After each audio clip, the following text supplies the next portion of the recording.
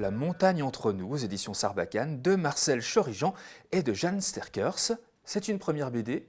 À l'approche de la soixantaine, deux lesbiennes se retrouvent dans leur village d'ado après plus de 40 ans de séparation. Une post-romance rurale et touchante qui pose la question, n'est-il jamais trop tard pour s'aimer? Alors quand tu dis deux lesbiennes, c'est ça en fait toute l'ambiguïté du truc. C'est que une revient.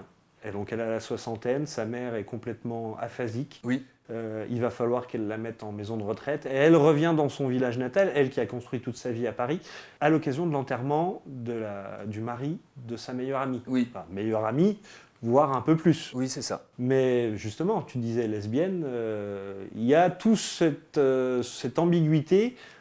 Sa meilleure amie, son amour de jeunesse, s'est mariée. Oui. Elle n'a pas eu d'enfant, mais avec le boucher du village, a construit toute sa vie autour de son mari. Oui.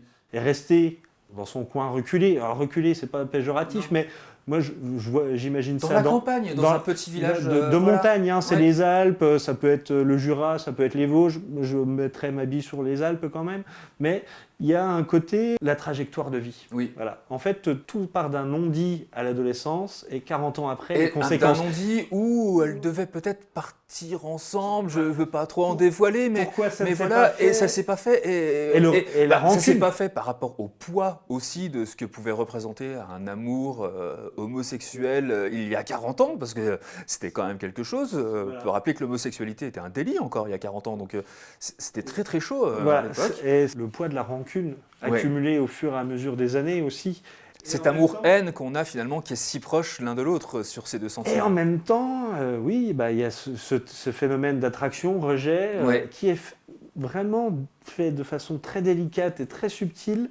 C'est encore une fois une écriture d'une grande finesse, parce qu'à aucun moment ça sonne cliché, à aucun moment voilà, ça sonne réaliste, ça sonne les empêchements de la vie, les regrets, les remords, l'envie de se rattraper, et tout est là-dedans. Et c'est vraiment un album à la fois très dur, parce que elles sont un peu toutes les deux passées à côté de leur vie et qu'elles imaginaient, et en même temps optimiste, parce que là, elles sont là ensemble toutes les deux, et peut-être arriveront-elles à surmonter le passé. Parce que le poids du passé, c'est leur passé à elles, mais c'est le passé familial de chacun des deux côtés aussi. Et mine de rien, presque de tout le village de aussi. Tout le village. Il y a toute cette ambiance-là, ce poids-là. Ce poids-là du côté rural, juste après-guerre aussi, parce qu'elles grandissent dans l'immédiat après-guerre. Voilà. Donc c'est un récit très ancré géographiquement. Quand elle parle de la montagne entre nous, c'est aussi la séparation géographique, le côté... moi, je peux m'assumer comme lesbienne parce que le personnage principal a vraiment, là pour le coup, le cliché de la lesbienne parisienne masculine, tandis que l'autre, elle s'est mariée. Voilà. Donc il y a vraiment un ensemble de choses extrêmement fin, extrêmement bien écrit.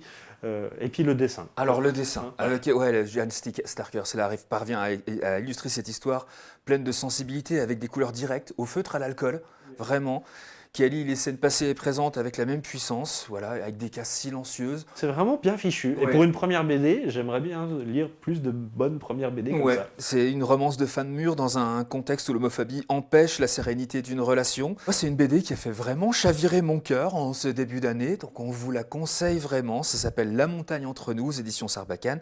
C'est de Marcel Chorijean et de Jeanne Sterckers.